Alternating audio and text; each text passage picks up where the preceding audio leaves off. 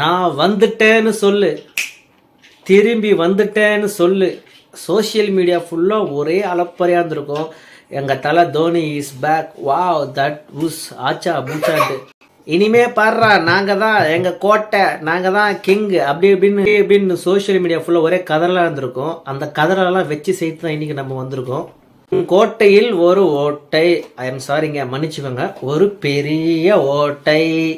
நான் என்ன சொல்கிறேன்னு உங்களுக்கு புரிஞ்சுக்கணும்னு நினைக்கிறேன். சில பேருக்கு புரிஞ்சிருக்கும். ஐபிஎல் வரலாற்றிலே முதல் முறையாக சென்னை சேப்பாக்கில் ஹேட்ரிக் டிஃபீட்டுங்க, ஹேட்ரிக் தோல்வி, அதாவது கண்டினியூஸாக 3 வாட்டி தோத்துருக்காங்க. இது ஃபர்ஸ்ட் டைம் ஃபார் சிஎஸ்கே. ஐயோ, நான் முக்கியமான விஷயத்த மறந்துட்டேனே. Come on, start the music.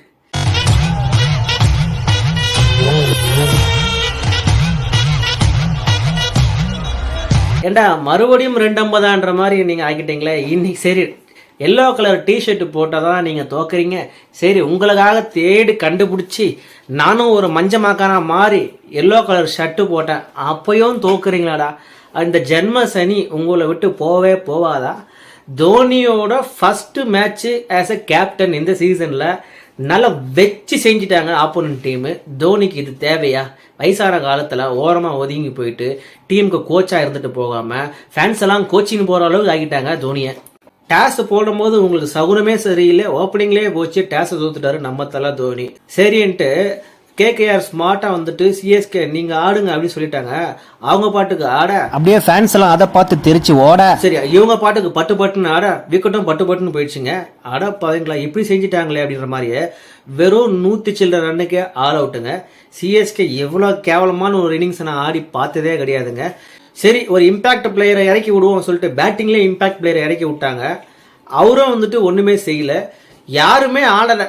நான் ஆல்ரெடி சொன்ன மாதிரி சிஎஸ்கேக்கு நேர்ந்து விட்ட ஒரே பிளேயர் சிவம் தூபே ஆரிச்சாமி தான்.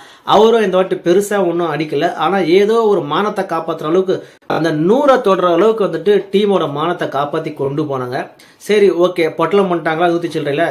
சரி, கேகேஆரையாச்சும் ஒரு டஃப் கொடுப்பாங்க அப்படின்னு பார்த்தா வச்சு செஞ்சுட்டாங்க. வெறும் 10 ஓவர்லேயே மேட்சை முடிச்சிட்டாங்க. 8 விக்கெட் வித்தியாசத்தில் கேகேஆர் வெற்றி. ஸோ சிஎஸ்கேவின் கோட்டையிலே வந்து நாங்கள் தான்டா கெத்துன்னு சொல்லிட்டு வச்சு செஞ்சுட்டு போயிட்டாங்க. இதுக்கப்புறம் சிஎஸ்கே மேனேஜ்மெண்ட் திருந்துமா?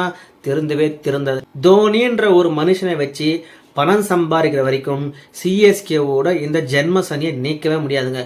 தோனின்ற ஒரு மனுஷனை நீக்கி டீமுக்காக ஆட வைக்கிற மாதிரி நல்ல பிளேயர்ஸ் உள்ள கொண்டு வந்தாதான் சிஎஸ்கே ஜெயிக்கும். இல்லைன்னா இதே ஜென்ம சனியில தான் வந்துட்டு நீங்கள் மாட்டின் தவிப்பீங்க. சிஎஸ்கே ஃபேன்ஸ் 1000 கணக்கில் கொடுத்து டிக்கெட்டை வாங்கி ஏமாந்து நாம